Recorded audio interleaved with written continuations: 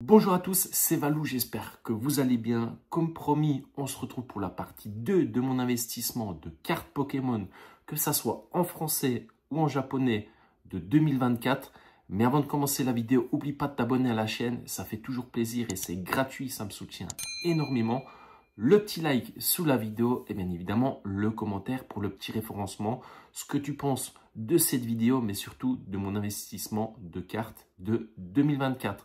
De plus, Discord et Instagram sont dans la description de cette vidéo. Je te conseille vraiment de nous rejoindre. Voilà, il y a pas mal de belles choses, de bons plans, de restock. Enfin bref, il y a beaucoup de partage sur le Discord. Ça vit extrêmement bien. Voilà, c'est vraiment un Discord très actif. Ça fait vraiment plaisir. Donc, merci à toi si tu nous rejoins. Alors, dans cette vidéo, je vais te partager pas mal de cartes en loose, que ce soit en français ou en japonais.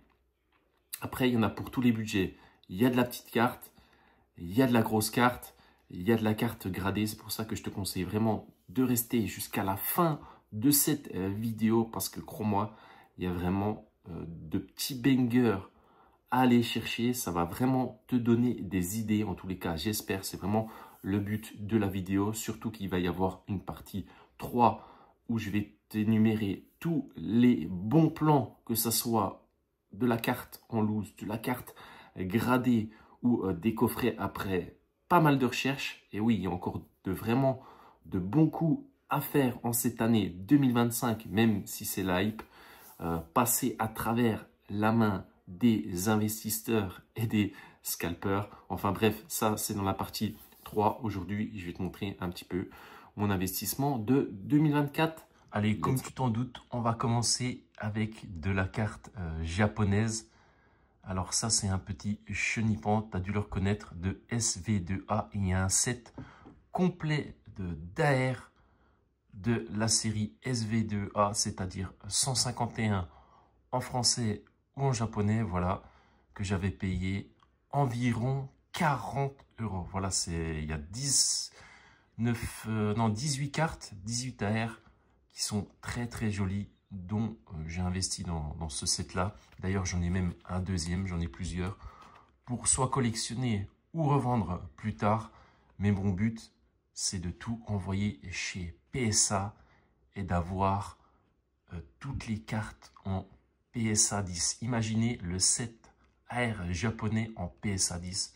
Gros banger. Hein. Si je réussis à tous les avoir en 10, ça va partir prochainement à la gradation. Voilà, j'en ai eu pour 40 €.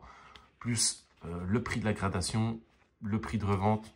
Je te laisse même pas, je te laisse imaginer tout en PSA 10. Franchement, il y en a vraiment pour un petit, voire un très gros billet. Voilà pour les cartes japonaises. Ça peut peut-être vous donner des idées, même si maintenant ça a beaucoup augmenté. Ensuite, on part sur de la carte française. Et oui, très souvent coté, mais à ne pas négliger les AR. Surtout des grosses séries, comme par exemple EV3, où c'est en train de monter. De toute façon, toutes les séries sont en train de monter, donc du coup les cartes, généralement, elles suivent. Le petit Roucoups, qu'on trouve à un prix vraiment dérisoire, mais cette carte-là, vraiment bien cadrée, bien imprimée, sans point blanc, et ben voilà, ça coûte un petit billet si vous l'envoyez gradé chez PSA. Par exemple, vous avez un 10, et ben ça double minimum la valeur de la carte, voire CCC, qui ont un très joli boîtier, mais je pense pas que ça fait un x2. Ça ajoute de la valeur à la carte, mais ça fait pas un x2 chez CCC en termes de gradation. Mais PSA, oui, voire pourquoi pas Beckett. Voilà, mais après, ça c'est très joli dans sa collection et en investissement.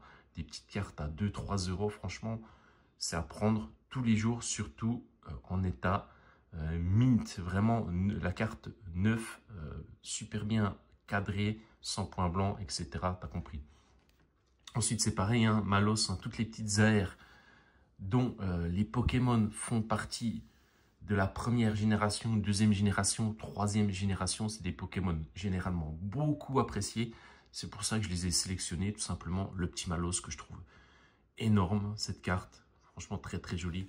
Et après, bien évidemment, une carte de qui tout le monde met d'accord.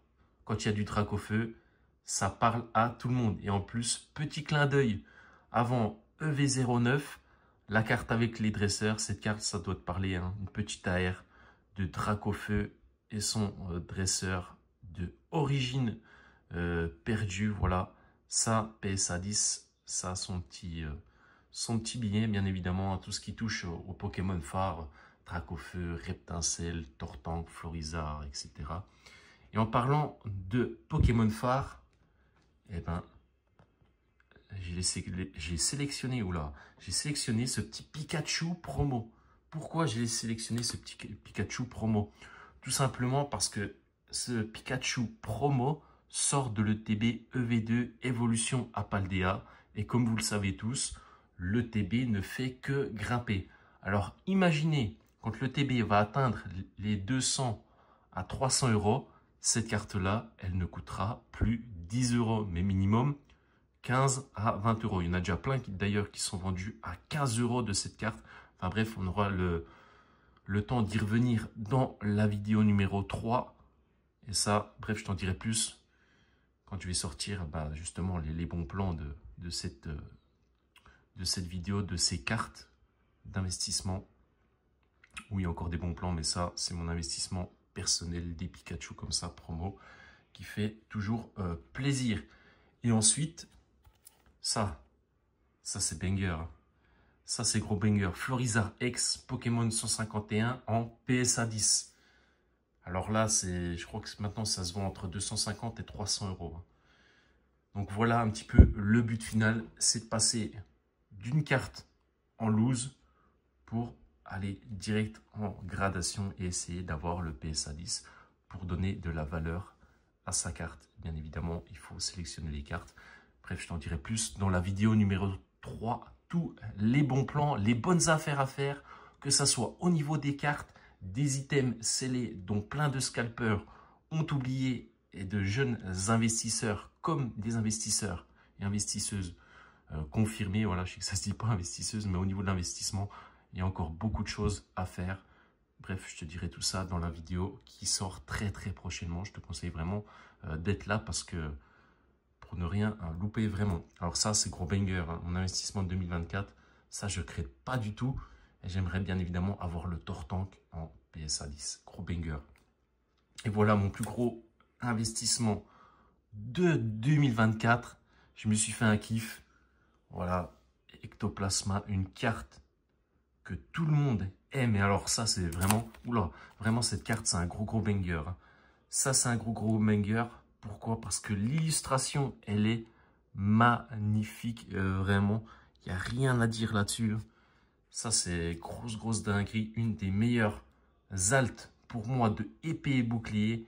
Et en PSA 10, ça, c'est beaucoup mieux qu'un Octali 8.5 qui va sortir en PSA 10 à 3-4 000 euros, voire plus. Hein. Croyez-moi, franchement, au lieu d'hypothéquer votre maison sur de telles cartes, pensez à ces cartes du bloc épée et bouclier, de très jolies alternatives qui sont vraiment sous-cotées, qui méritent beaucoup plus que les cartes récentes alternatives qui vont sortir. Vraiment, croyez-moi, si vous avez de telles cartes, je vous conseille vraiment de les envoyer en gradation chez PSA, voire GCC si vous avez des petits soucis avec PSA.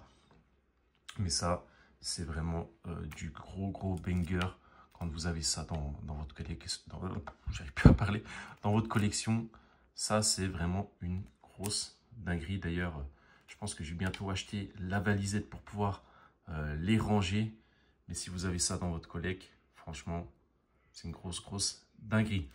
Donc du coup, voilà un petit peu mes cartes que j'ai sélectionnées pour l'investissement en 2024. Voilà, il y en a encore énormément. On pourrait y passer des heures et des heures.